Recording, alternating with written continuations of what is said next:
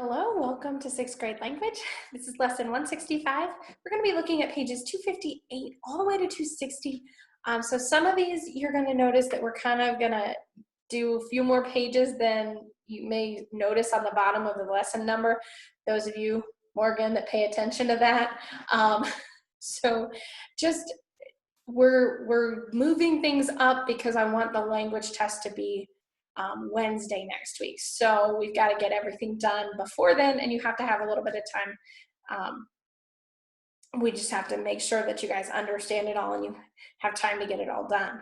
And so with that, I did cram a little bit, so I just moved a few pages here and there, but it will all get done and you guys will be able to finish hopefully on the same day. So, all right, so the right conjunction are what we're looking at today. Conjunctions must coordinate words or groups of words that are grammatically alike, such as two nouns, two prepositional phrases, or two sentences. Can you see the problem with this sentence? All right, I'm going to read this sentence. You can see it in your book. My teacher is fair, cheerful, and helps people.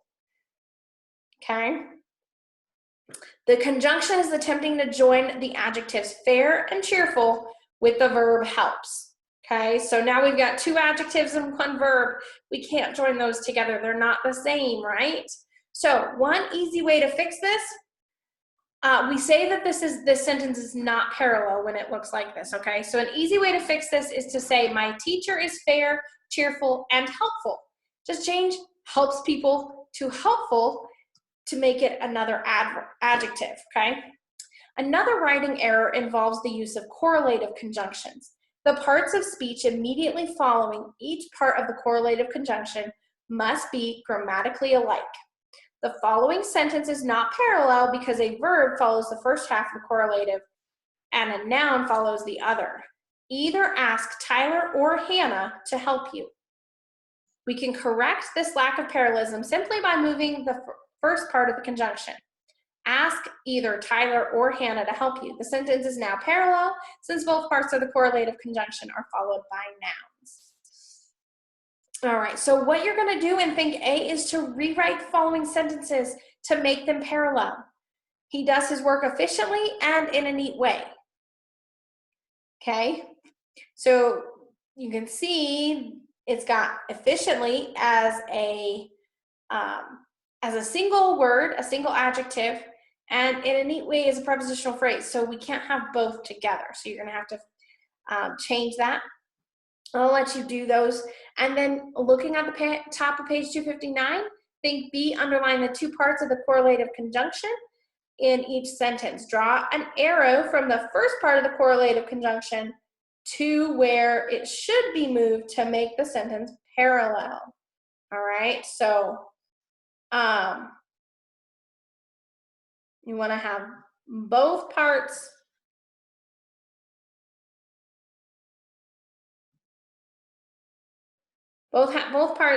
need to be parallel. So the example there, write either a note to the librarian or ask your teacher. So either is underlined and or is underlined because that's your correlative conjunction. And it says to move it in front of write because these are two sentences that it's combining. Either write a note to the librarian or ask your teacher. Okay, so those two sentences, so we can't have write in front of either. All right, so you're going to be moving those so you can make sure that it's the same grammatically. So there's only 3 of those. And then write C is on notebook paper, write a parallel sentence for each of the following constructions. All right, so conjunction joining two adjectives. So it could be like our sample at the very beginning. They could be at the end of a sentence like that, or they could be at the beginning of a sentence before your noun, before your subject. 2 is to write, or as a conjunction joining two prepositional phrases, so pick some prepositions and do that. And then a correlative conjunction joining two verbs, so you need to use either or, neither nor, both and, but also both and, no, both and Not only, but also. There you go. Sorry. One of those four you need to use in that last one for joining two verbs, okay? Think D, rewrite the following sentences on notebook paper, changing them to compound sentences by adding a comma and a coordinating conjunction that makes the most sense. So you just read the sentence, and when you were to combine it, pick the best conjunction to go in there, okay? So let's see, write C and think D can be done on the same sheet of paper. That'll be fine. That won't be too much for that. And then in think E, in the blank, write the most sensible coordinating conjunction or part of a correlative conjunction to complete the sentence, okay? So they're gonna give you those. So you're not changing anything in these, you're just adding the word that would go in the sentence to best finish it. All right, turning the page, we've got interjections. How do you feel about interjections? An interjection is an exclamatory word used to express sudden or strong feeling. Ouch, that pan is hot. Hey, you can't sit there. Interjections usually come at the beginning of a sentence. Interjections have no grammatical connection with any part of the sentence. They are placed on a separate line when diagrammed. Oops, I forgot my pen, okay? So you see that one on your page, you have oops on a separate line, and then I forgot pen, and put my underneath it, okay? So I'm gonna do, let's see, in the think exercise, underline the interjection in the following sentences, punctuate them with a comma or an exclamation point. So if it's mild, we put a comma. If it's like you would be yelling it, you put an exclamation point. So strong interjections, yeah, that's the look closely, so you can read that. I'll let you read that one. But number one, ah, here they come. What are we gonna underline? Ah, A-H. And then we put a comma or an exclamation point. A comma. That one's not a strong one, okay? Number two, help, the roof is falling. We underline help, and what do we put? Exclamation point, because you would not be saying, help, the roof is falling. You wouldn't be getting anyone's attention, right?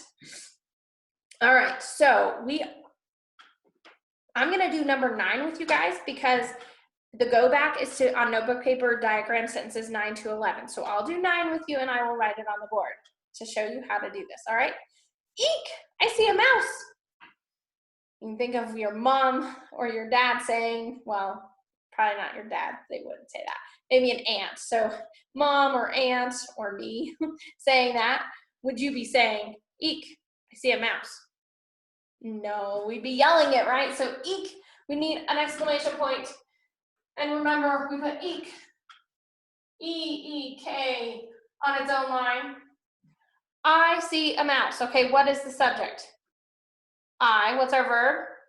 See. And what's mouse? See is what type of verb, actually? Help you out there. An action verb, right? I see. It's an action verb, so mouse would be a direct object. And where does A go?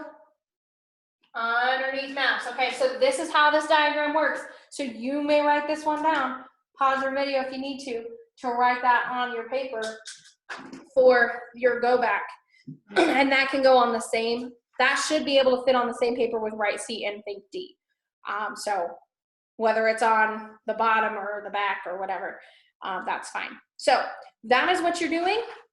And you should also have your book report to finish today. So if you haven't finished writing that, finish writing that today so you can turn that in.